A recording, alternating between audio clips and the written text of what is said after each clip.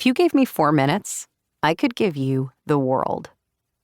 Okay, so maybe it's more like I could hack into any secure network and give you all the private data stored there. But when that data included someone's credit cards, social security number, or complete medical history, it may as well have been the world. I had my limits. I'd never hacked into the Pentagon or tried my hand at the FBI's firewalls. I was good, but I wasn't stupid.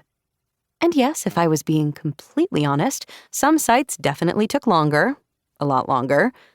But going off averages, 4 minutes was more than enough time to ruin someone's good day. Earbuds in, I Did Something Bad by Taylor Swift began playing, and the stopwatch in my head started ticking down.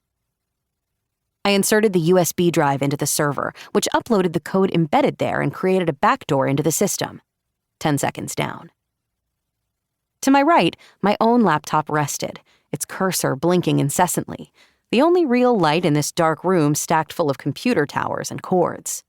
I sat cross-legged on the cold linoleum floor of Ender Lake Enterprises' mechanical room with my back to the wall and eyes on the door. 30 seconds. I pulled my laptop over. No time for games. I needed to steal the CEO's cookies. Not the edible kind. Oh, I could really go for a snack right about now. No, what I needed were cookies of the digital variety. I needed to make a fake admin account. That took almost a minute, the stopwatch in my head steadily ticking louder with each passing second. The perfectly timed song playing in my ears had passed the chorus, letting me know I was slightly behind.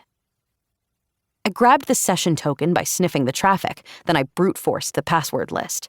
A bead of sweat wound down my neck as my fingers flew over the keyboard, inputting a string of code. 2 scripts later, I was finally in. A minute and a half down. Then the real work began. I booted up Iceweasel, generated a target list, and started a Metasploit listener, all with a few practiced keystrokes, the various screens barely having a chance to pop up before I'd moved on to the next task. 3 minutes. One by one, I copied the vulnerabilities from the server to my own laptop, the red highlight from the screen reflecting onto my face. A strand of hair fell in front of my eyes, but I couldn't slow my typing to brush it out of the way. Moving on from the red vulnerabilities, I started on the orange. My automated software covered everything from SSL TLS layers to basic CGI vulnerabilities and more, so I let it do its thing while I stole a glance at the clock. 4 minutes. My time was up, the stopwatch now ringing in my mind, Taylor's song coming to a close. But I'd already succeeded. The door to the mechanical room opened, the light spilling from the hallway to my hiding place. Standing in the doorway was the vice president of Ender Lake Enterprises, who just so happened to be my old college roommate and a good friend. "Do you always work in the dark like a criminal?"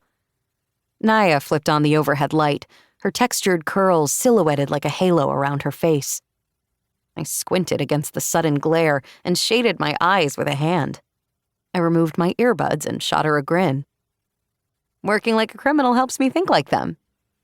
I turned my computer around so she could see everything I'd documented. "Bad news is your network isn't as secure as you'd hoped. Good news is I did everything on a modified admin account and recorded all my actions so you can easily see how to fix the flaws." Though my job was honest, it didn't make me a lot of friends. No one liked knowing I could bring down their company with just my pinky finger. It paid well, though, and besides some late nights, I couldn't really complain. Companies paid me to find their security flaws, and I obliged, like a modern-day Robin Hood, but without the potential for jail time. Naya groaned. When you said you could hack us in 4 minutes, I was really hoping you were bluffing." Despite her dress slacks, she settled beside me on the floor and took my laptop to scroll through my color-coded cheat sheet. For the next half hour, I walked Naya through the vulnerabilities of her network and the steps she'd need to take to fix them. When I could see her eyes glazing over, I started packing up my things. "I'll do a more detailed analysis over the next couple of weeks, put everything in writing, and send you the documentation for your developers." I slid my laptop into my bag. "I want to make sure I don't miss anything, so that will take more time." "Thanks, Dove." She stood up and brushed the dirt from her pants. "You're the best."